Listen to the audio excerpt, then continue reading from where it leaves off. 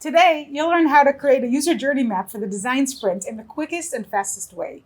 You'll also be able to use this method if you're doing other strategic processes. The most important thing in the mapping exercise is to align and focus on the area you want to solve and test. So, to show you how it works, we're going to use a fictional example. Ram is our CEO. You may know that already. But you might not know that he also loves to go to the gym. Actually, he loves sports so much that he decided to open up a gym a couple of years ago. It was quite successful up until recent month with the coronavirus. People are not attending Ram's gym as they did before the pandemic. The gym started to sell online classes recently and they want to increase sales. Let's start drawing the map.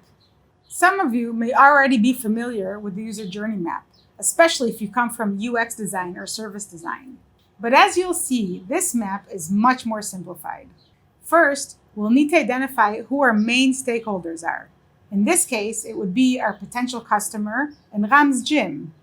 We'll then consider 4 main areas for the map: how our customers will discover this new service, how they'll learn about it, how they'll actually use it, and ultimately, what our goal is for that stakeholder. Let's first look at how our customer will learn about the new online gym classes. Well, they may see some ads on social media channels such as TikTok, Snap, or YouTube, or even do a Google search. Or they may hear about it from a friend. We'll call it word of mouth. If they're interested, they'll want to find out more, which leads us to the Learn section. They may learn more about these online classes from a landing page or just by asking their friend a few more questions. In the Use section, they'll probably view a few more options for trying the service out. Maybe we'll offer them some free lessons on our website or on our landing page. From there, they'll sign up for one of the free lessons. Then they'll take the lesson and hopefully give us good feedback on it. We'll then take them on a journey to choose a plan that's right for them and keep them engaged by having them attend these classes week after week.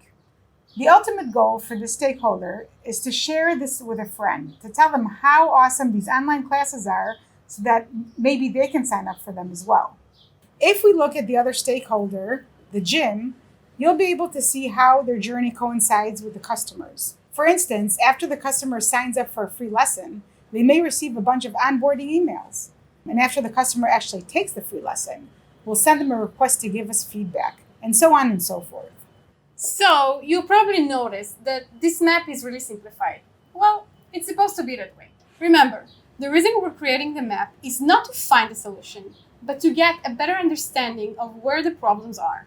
Also, I know that Ram's gym may seem like an oversimplified example, but you would actually use the same approach even if your project is a complex AI system or whether you're planning a new robust service for a bank. Let's buy one of Ram's sports online sessions. It should be fun. Okay, let me just get my sneakers on and we'll go. How about you, sitting out there? How would you map your business process? Do you have any questions about this mapping process? Let us know in the comments. Bye!